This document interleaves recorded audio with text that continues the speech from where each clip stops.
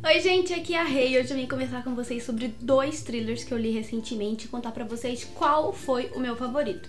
O primeiro foi Caixa de Pássaros e o segundo foi A Mão que Te Alimenta.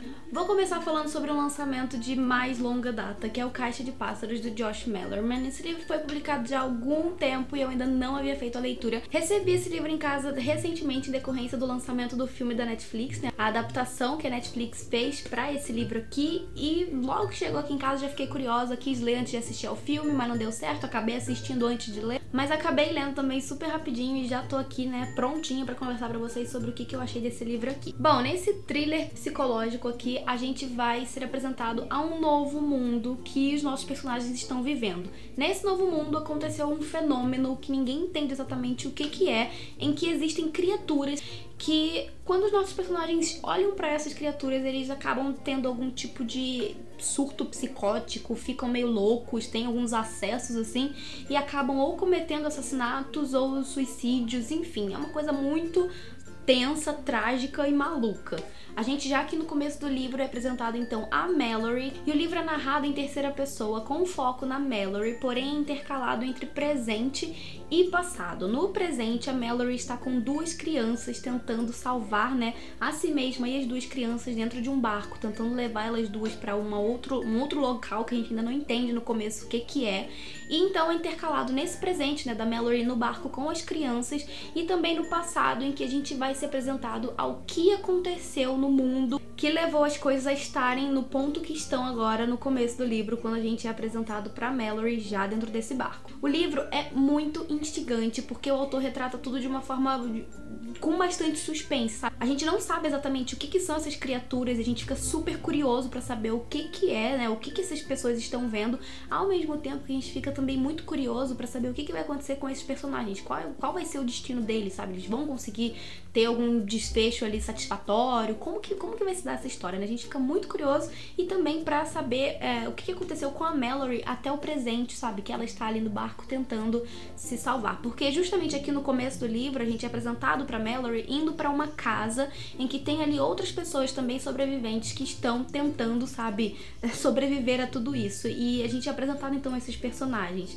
Então, como é intercalado entre passado e presente, a gente fica nessa dúvida de o que aconteceu, onde estão os outros personagens, né, no presente ali da Mallory. Enfim, é muito instigante, muito eletrizante, porque a gente tá lidando com uma coisa que a gente não sabe o que é, então tem sempre aquela sensação de roer unhas, sabe? Tem umas cenas muito também, assim, arrepiantes de você ficar lendo, assim, tipo, meu Deus, o que vai acontecer a partir disso? E eu gostei bastante dessa leitura, sério, foi muito legal. E com relação ao filme, eu preciso dizer que o filme é espetacular também, é um filme igualmente eletrizante, que te deixa também muito nervoso durante as 2 horas ali de duração, porém, apesar de ser uma adaptação, de obviamente ter as suas diferenças, eu ainda assim prefiro o livro, porque, sei lá, eu senti que o autor soube colocar algumas cenas aqui no livro que fizeram com que essa questão do suspense ficasse um pouco mais forte na gente, sabe? Então, assim, adorei essa leitura. Agora vamos falar sobre A Mão que Te Alimenta, de A.J. Rich, que A.J. Rich, na verdade, é o pseudônimo de 2 autoras, que são a Amy Hempel e a Jill Clement. Esse livro aqui já tem um título super instigante, uma capa que deixa a gente igualmente curioso pra saber do que se trata o livro, e a gente vai conhecer aqui a Morgan, que é uma mulher que está fazendo mestrado em vitimologia. Ela estuda as vítimas, sabe? O que faz as pessoas serem vítimas ou serem escolhidas para serem vítimas, enfim, ela tá nesse processo de estudo. Porém, o foco do livro não é necessariamente nesse âmbito da vida dela, apesar de estar bastante presente também nesse sentido. A gente vai então conhecer a Morgan, e já aqui nas primeiras páginas, ela está chegando em casa, no apartamento dela em Nova York, quando ela encontra a porta meio, sabe, entreaberta, os cachorros dela, os 3 cachorros dela, que são muito dóceis, todos cobertos de sangue, e o noivo dela assassinado na cama, praticamente desfigurado, né? O que leva a crer ali que houve um ataque animal ao noivo dela. E quando a polícia chega ali, já recai todas as certezas sobre os cachorros, que algum dos cachorros teriam então feito esse ataque ao noivo dela, sendo que ela sabe que os cachorros dela são dóceis, mas nesse momento ela não tem certeza de mais nada. E as certezas dela vão ficando cada vez mais escassas ao passo que ela vai precisar entrar em contato com os familiares do Bennett, que é o noivo dela, pra realizar então o funeral, esse tipo de coisa, e ela vai aos poucos descobrindo que ela na verdade não conhecia esse noivo dela. Muitas e muitas das coisas que o Bennett contou pra ela, ela vai descobrir que não são verdade,